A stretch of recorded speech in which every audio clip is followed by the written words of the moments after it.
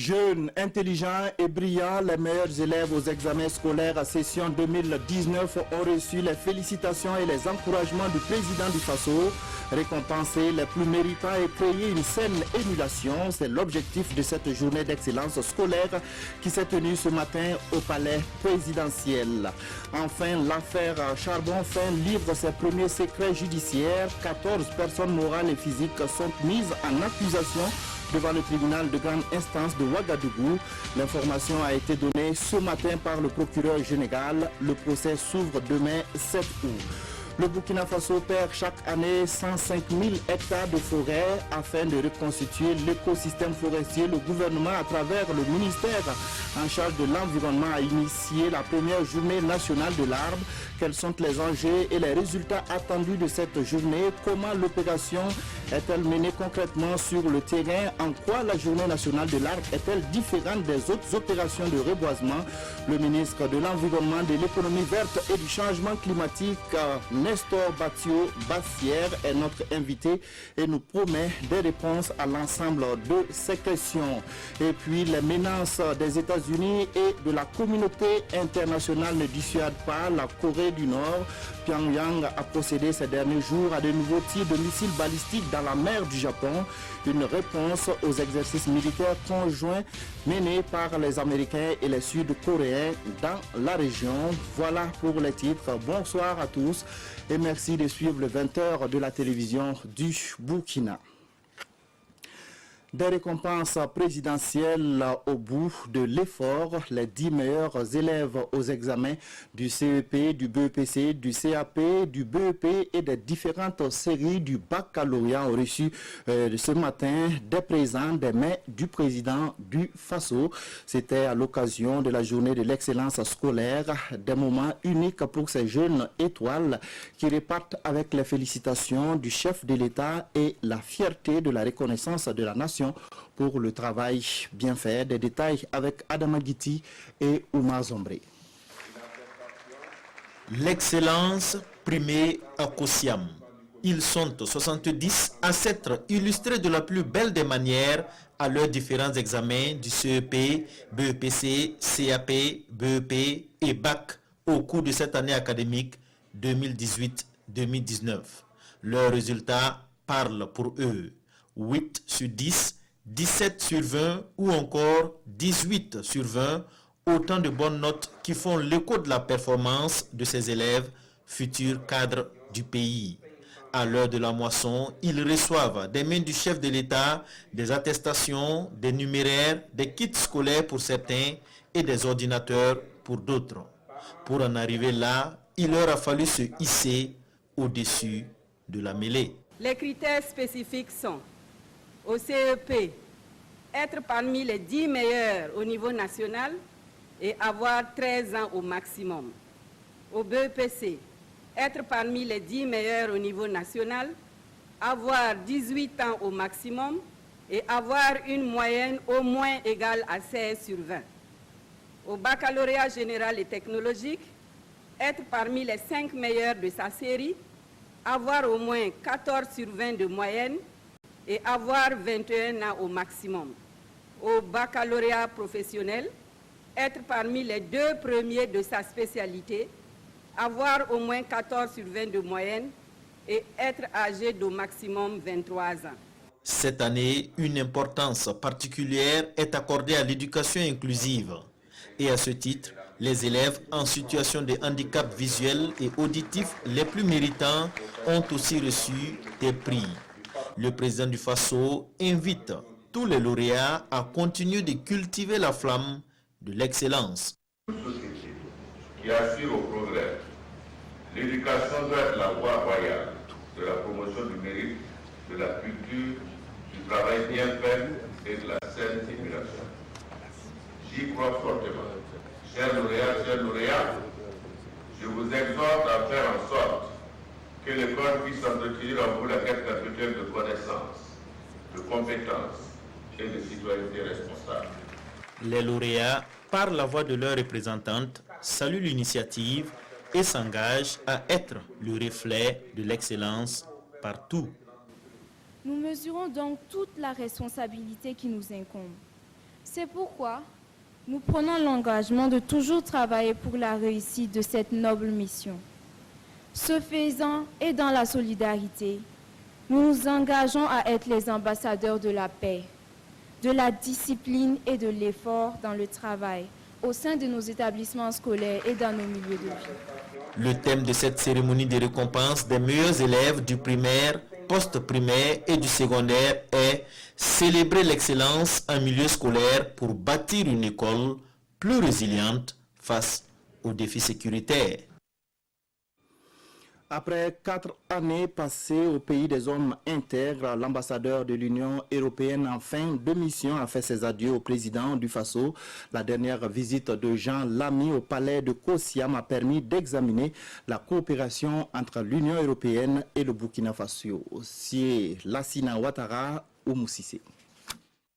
Le chef de la délégation de l'Union européenne fait ses adieux au président du Faso. En poste au Burkina depuis septembre 2015, Jean Lamy est en fin de mission. Et à cette dernière visite sur Marc Christian Kabouré, en tant que chef de la délégation de l'Union européenne, le diplomate a profité de l'occasion pour faire le bilan de sa mission.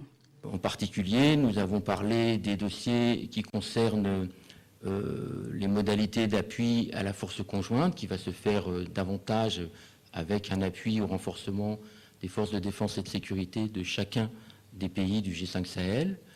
On a parlé des modalités et du cadre général d'un appui renforcé de l'Union européenne au plan d'urgence pour le Sahel élargi. Cet appui supplémentaire sous forme d'aide budgétaire s'élève à 50 millions d'euros. À cette visite d'adieu, d'autres nouveaux projets ont été évoqués, notamment dans le secteur économique. Il s'agit du plan européen d'investissement extérieur pour le financement de grandes infrastructures dans les domaines de l'énergie et des transports. La Convention des organisations de la société civile, CODEL, plaide pour l'opérationnalisation du système d'information foncière au Burkina. Une délégation de la CODEL était à la primature cet après-midi. Les échanges avec le Premier ministre Christophe Dabigué ont porté sur l'application du système d'information foncière, gage donc d'une bonne gestion du foncier au Burkina. Le point avec Oscar Assoulama et Draman Guéné. La CODEL, la Convention des organisations de la société civile pour l'observation domestique des élections, évoque la question foncière avec le Premier ministre. Les visiteurs du jour ont demandé à Christophe Dabigué l'opérationnalisation du système d'information foncière et l'application des textes en la matière. Il y a un certain nombre de textes qui ont été pris qui mettent en place des mécanismes de gestion sécurisés et fiables. Je parle du cadastre et je parle du système d'information foncière.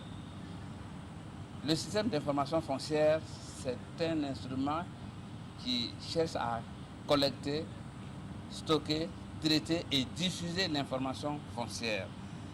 Les entretiens ont porté sur le plaidoyer auprès du gouvernement pour mettre en place ce mécanisme-là qui, on sans doute, apportera une certaine lumière sur l'opacité que la CODEL a constatée de la gestion de la question foncière. Créée en juillet 2015, la CODEL est une organisation de veille et d'alerte.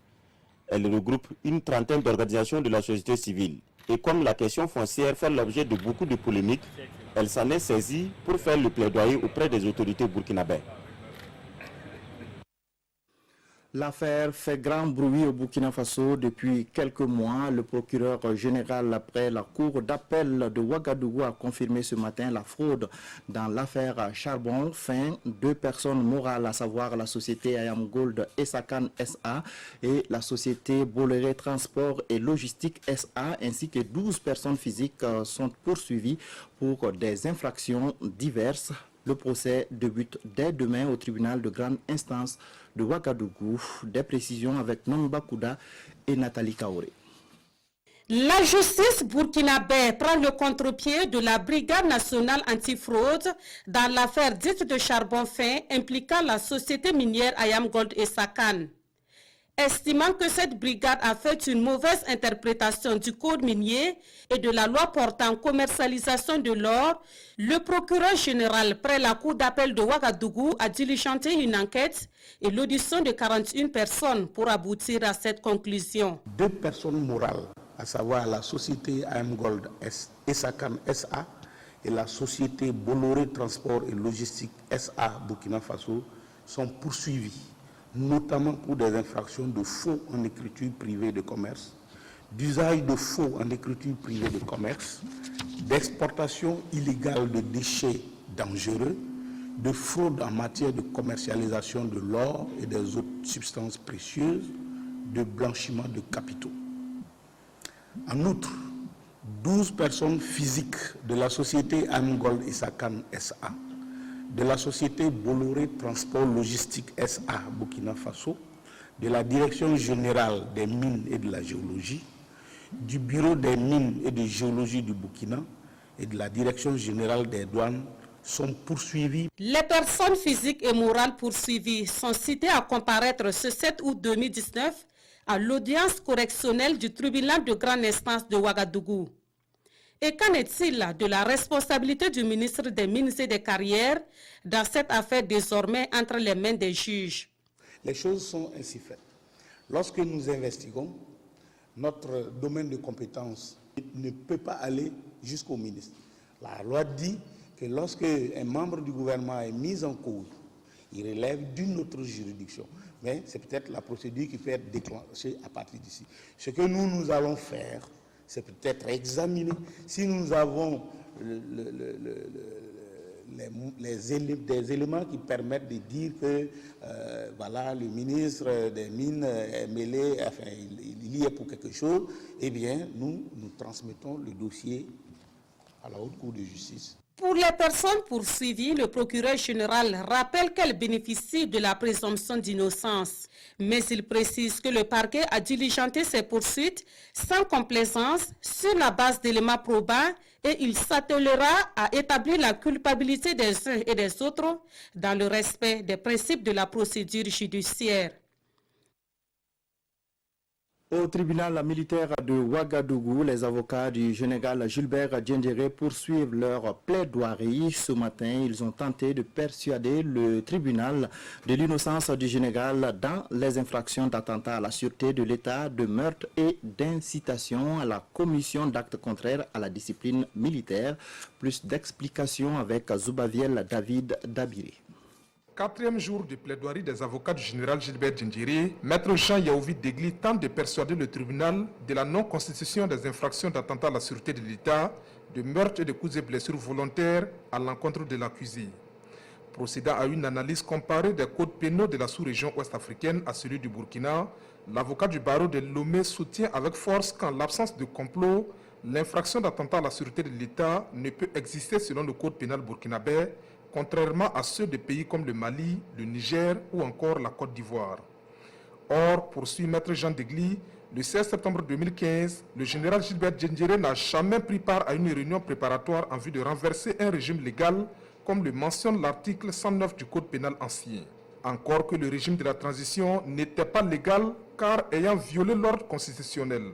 On a reproché à Blaise Compaoré de vouloir violer un article de la Constitution, mais quand ils sont arrivés, ils se sont assis sur la Constitution, violé tous ces articles et géré le pays avec une charte, regrettera l'auxiliaire de justice, arrachant au passage quelques rires dans la salle.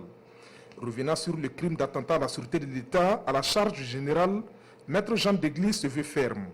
Les preuves fournies par le parquet militaire sont des propos rapportés sans fondement juridique. Comment peut-on demander la condamnation du général sur la base d'un discours comme, je cite, le major Badiel a dit que l'adjudant Nyon a dit, que le sergent-chef Roger Koussoubé a dit, que le général a dit, c'est invraisemblable et défie la logique humaine, cet indigné maître Degli qui enfonce le clou en soutenant qu'à ce stade, le fameux SMS par lequel le général Diendéré aurait instruit le putsch n'apparaît pas dans le dossier.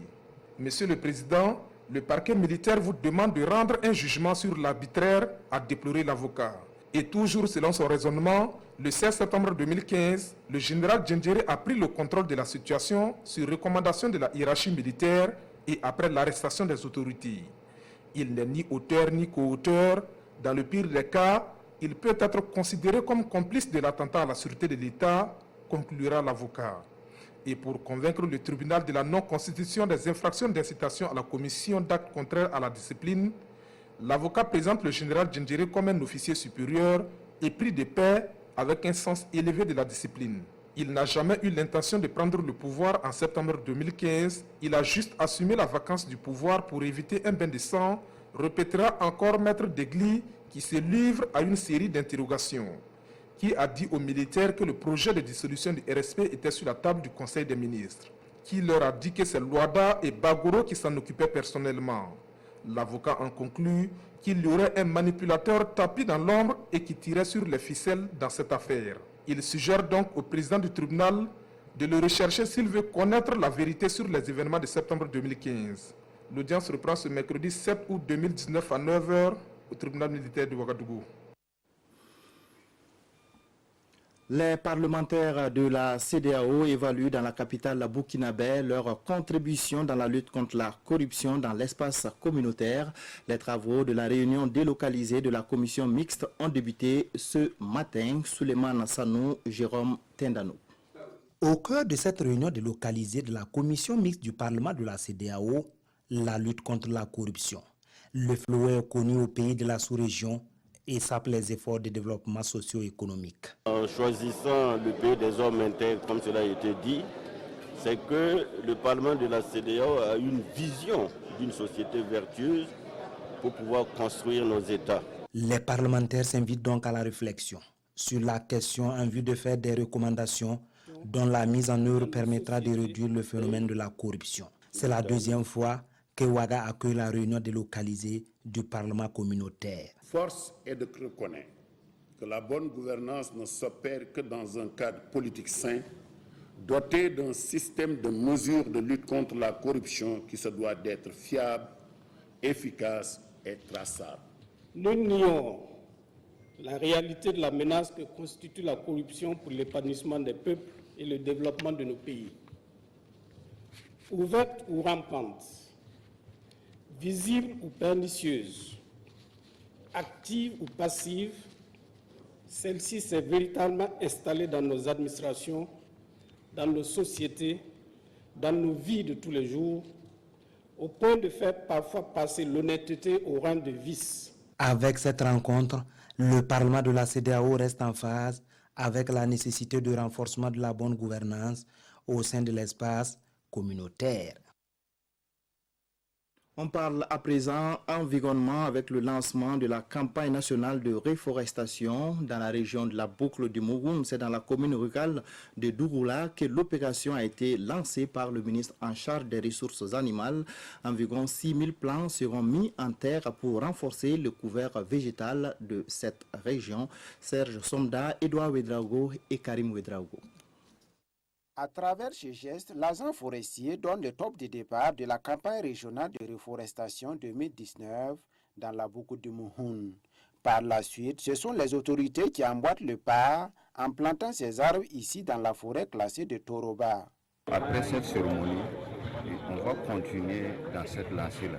On va inviter les populations, surtout les ménages, chacun à planter un arbre. Au-delà de ça, il y a les associations qui sont là. On les invite à planter surtout utilement. Ce n'est pas la superficie qui compte, mais c'est les mesures de protection qu'on va prendre. La restauration des forêts et des terres dégradées doit être une affaire de tous, selon le gouvernement burkinabé. Nous sommes dans une forêt où vous avez des poches. Ça veut dire que ce qui avait déjà été planté ici n'a pas pu survivre. Il y a donc les animaux, il y a donc même les hommes de par donc, la coupe abusive du bois. Je crois qu'il nous appartient de faire en sorte que ça tranche d'avec ce que nous avons connu. Les trois activités, planter, protéger et surveiller, veiller à ce que effectivement l'arbre grandisse, voilà ce que nous comptons faire pour que l'année prochaine nous puissions revisiter pour voir un peu l'impact, ce que nous avons pu en tout cas sauver, et nous comptons en tout cas faire en sorte qu'au moins 50% de ce que nous allons planter soit une réussite. La journée de l'arbre instituée en Conseil des ministres du 24 juillet dernier est placée sous le thème Arbre et éducation pour une économie verte. Et on en vient à l'entretien de cette édition. Notre invité est le ministre de l'Environnement, de l'Économie verte et du Changement climatique, M. Nestor Bassière. Bonsoir, Monsieur le ministre. Bonsoir. Alors, le Conseil des ministres, en sa séance du 24 juillet 2018, a institué la Journée nationale de l'arbre pour compter de la campagne de réforestation 2019.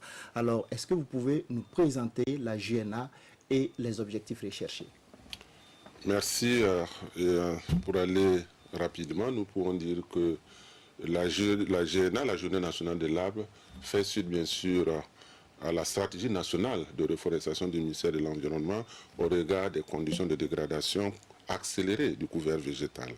Donc en instaurant la Journée de l'arbre, nationale de l'arbre, c'est de contribuer davantage à la restauration bien sûr du couvert végétal par la mobilisation citoyenne en plantant et en protégeant, et surtout en planter utile, afin que nous allons dans la vision du gouvernement qui consiste bien sûr à inverser la tendance de la dégradation et de la déforestation d'ici 2020.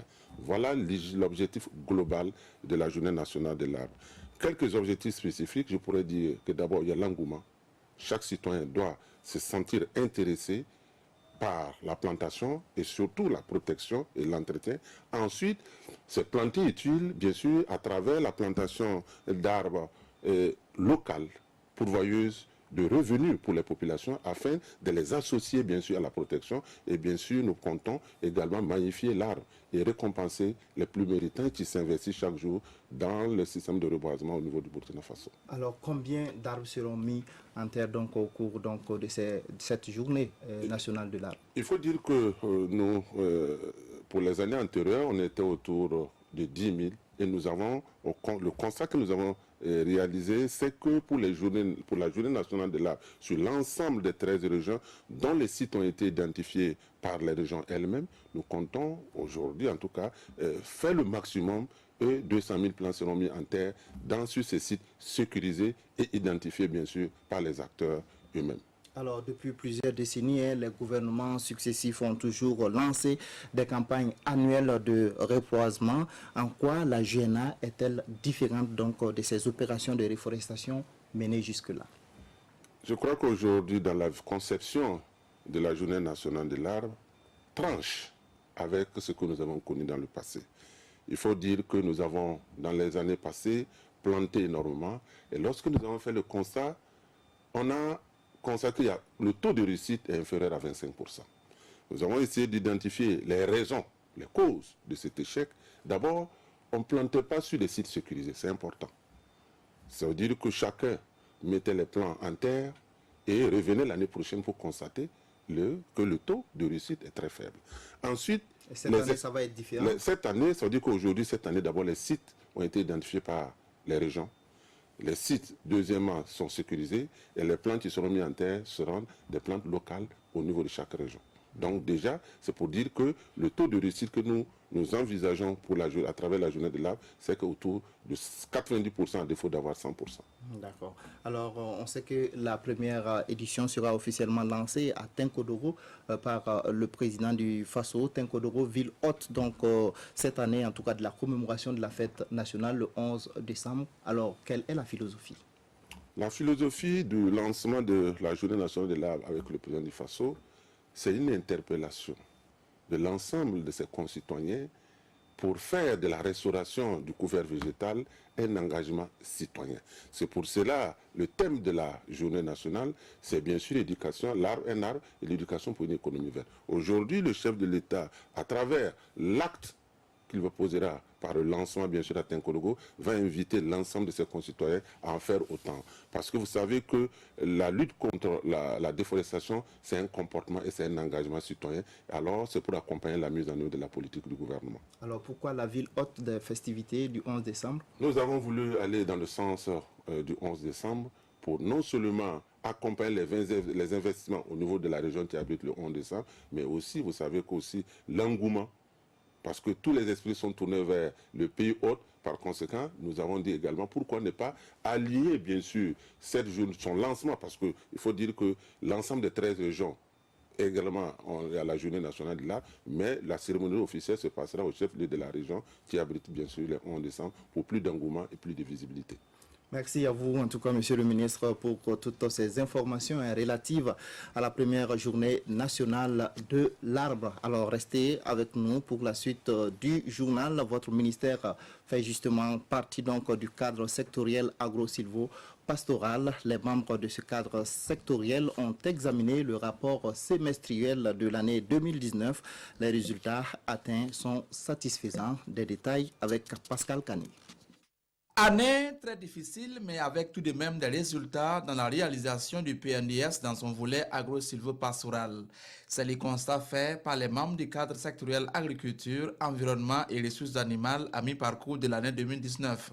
Les responsables de ces ministères égrènent les chiffres encourageants. Au niveau des ressources animales, on a 6 500 000 alevins qui ont été mis en place pour permettre d'ensemencer les barrages. Il y a près de 35 000 tonnes d'engrais qui ont été mobilisées pour les producteurs et 4 000 tonnes de semences. Nous pouvons dire que aujourd'hui, les ambitions non seulement consistent à mettre en place la centrale des intrants et méthanisation agricole. Et à ce niveau, un travail a été fait avec l'ensemble du ministère pour permettre que d'ici là, les textes conductifs qui ont été réalisés sur le plan associatif, que nous puissions les réaliser. Sur le plan environnemental, le cadre sectoriel note aussi des avancées dans l'encadrement juridique des forêts classées et des aires protégées. Cependant, la situation sécuritaire plombe les efforts des acteurs de terrain. Les trois ministères espèrent donc que d'ici la fin de l'année 2019, la sécurité va s'améliorer dans les campagnes afin de permettre aux acteurs du monde rural de se redéployer pour atteindre les objectifs qu'ils se sont fixés. Leurs projets ont été jugés innovants et économiquement viables à l'issue de la compétition des plans d'affaires COPA 2019.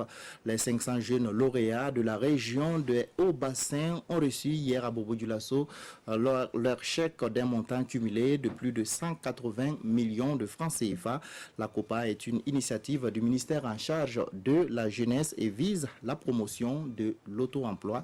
Hassan Gouragou, Amélie Sanon et Saturne Paris. Ils ont su mieux convaincre le jury de la COPA, la compétition des plans d'affaires, de par la pertinence de leur projet. Aujourd'hui, ils entrent en possession de leurs chèques, des montants qui varient entre 150 000 et 2 550 000 francs CFA. Avec cet argent, chacun de ces jeunes entrepreneurs pourra démarrer son activité. Moi, je fais savon à base de beurre de karité, et puis beurre de karité, noix de karité. Cet argent-là représente beaucoup pour moi. Ça va m'aider à grandir mon entreprise. Ça va nous permettre aujourd'hui de valoriser encore les produits locaux, d'augmenter nos chiffres d'affaires, d'aller aussi au niveau de l'employabilité. Présente à cette cérémonie, les autorités politiques saluent à sa juste valeur l'initiative de la COPA, une véritable aubaine d'auto-emploi des jeunes. Ces projets et ces prix qu'ils ont reçus sont des subventions, ce n'est pas un prêt. Là, ce sont des gens qui ont fait des plans d'affaires que nous avons donc étudiés à travers une commission, un jury, et ce sont des jeunes, des femmes qu'on a dit donc d'accompagner dans leur autonomisation. Et nous avons souhaité que donc les jeunes, qu'à travers donc ces fonds que nous donnons, pour qu'ils puissent donc créer de l'emploi, il faut donc les pousser dans l'entrepreneuriat. Notre accompagnement se poursuit sur le terrain de manière à ce que l'argent puisse aller là où il a été destiné. À cette compétition de 2019, ils sont 588 jeunes dans les hauts bassins, sur un total de 1239 à bénéficier d'un financement. Les accidents de la circulation sont des moments difficiles pour les victimes, leurs parents, mais aussi pour les compagnies d'assurance. Pour minimiser les risques d'accidents, Coris Assurance s'investit dans la formation des chauffeurs routiers.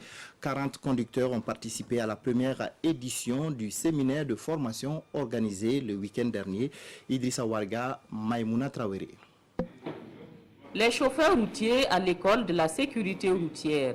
Il s'agit au cours de cette formation d'évaluer et d'accroître leurs connaissances en vue de minimiser les risques d'accidents. l'erreur humaine est à l'origine de beaucoup d'accidents de la circulation. Certes, notre rôle, c'est de régler les sinistres, mais lorsqu'il y a sinistre, même si l'assureur règle son client, c'est quand même une perte de temps, c'est quand même une perturbation de son exploitation. D'où la nécessité pour nous de travailler à aider les clients dans la prévention de ces risques, tout en assumant notre rôle d'assureur. L'assurance automobile, la sécurité et la circulation routière, plusieurs modules seront développés au cours de cette session. Et c'est au total 40 chauffeurs routiers qui bénéficient de cette formation. Je tiens vraiment à dire grand merci à Coris Assurance, que tout simplement c'est l'une des premières fois qu'une structure d'assurance vraiment tient vraiment à former nos camarades routiers qui sont les chauffeurs. Et au fait, ils sont déjà professionnels, puisqu'ils ont suivi des formations au niveau des CEFTRA. Mais ce qu'ils vont subir aujourd'hui, ce sera un genre de recyclage. Et qu'est-ce que veut dire recyclage? C'est un rappel au niveau du code de la route. Coris Assurance, à travers cette initiative, veut apporter sa contribution dans la prévention des risques d'accident. Elle entend étendre cette activité à d'autres acteurs. Une action humanitaire pour soulager la souffrance des personnes démunies de la commune de Arbolé. La fondation Mains Unies pour le développement communautaire a remis plus de 1700 sacs de sorgho et de maïs aux couches vulnérables de cette localité. La remise des vivres a eu lieu samedi dernier en présence de Issoufou Kaboré et Alain Savadogo.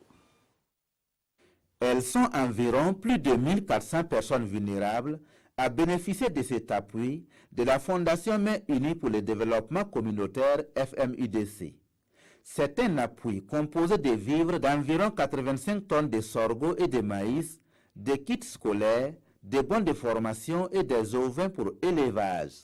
Par ce geste, la Fondation Mains Unies entend apporter un secours aux couches sociales démunies de Arbolé en cette période de soudure. C'est suite justement à une requête effectivement de ces personnes vulnérables là, et face à certaines limites, quand on était obligé de réfléchir, de prendre des initiatives pour monter un projet de cette envergure et aller vers les partenaires, les amis, pour voir comment ils peuvent nous accompagner pour qu'on aide ces populations-là qui sont en difficulté. Cette cérémonie de remise des vivres marque aussi le lancement du projet plan de réponse et de soutien aux ménages vulnérables face aux effets néfastes de la campagne agricole dans la commune rurale de Arbolé. Une initiative bien appréciée par les bénéficiaires et les autorités gouvernementales. Moi, j'ai reçu des fonds d'appui. Je ferai de mon mieux pour d'ici 2 ans, je puisse montrer le fruit de cette aide. Vous savez que nous sommes dans une situation difficile. La pluviométrie souvent nous fait défaut. Souvent, il est difficile de résoudre les problèmes alimentaires. Si une fondation œuvre, n'est-ce pas, à gérer ces genres de situations en faisant des dons de vivres, je pense que c'est bien à saluer. Ce projet de la Fondation Mains Unies pour le développement communautaire est soutenu par l'ambassade de la République de Turquie. La FMUDC est une association de développement et d'aide aux couches vulnérables. La tension est montée d'un cran dans la péninsule coréenne. Pyongyang a procédé ces derniers jours à de nouveaux tirs de missiles balistiques dans la mer du Japon. La tension est montée d'un cran ces derniers jours dans la péninsule coréenne. De nouveaux projectiles ont été tirés par le nord de la mer du Japon, probablement des missiles balistiques de courte portée, selon l'armée sud-coréenne. Cet essai est le 4e que la Corée du Nord réalise en l'espace de 2 jours. Alors que les Nations Unies lui ont interdit de tester des missiles, Pyongyang justifie ses tirs et invoque une réponse aux exercices militaires conjoints entre la Corée du Sud et les États-Unis, qui ont débuté cette semaine. Un geste qui s'est accompagné d'un avertissement. Le Nord menace également de tirer d'autres projectiles ces prochains jours.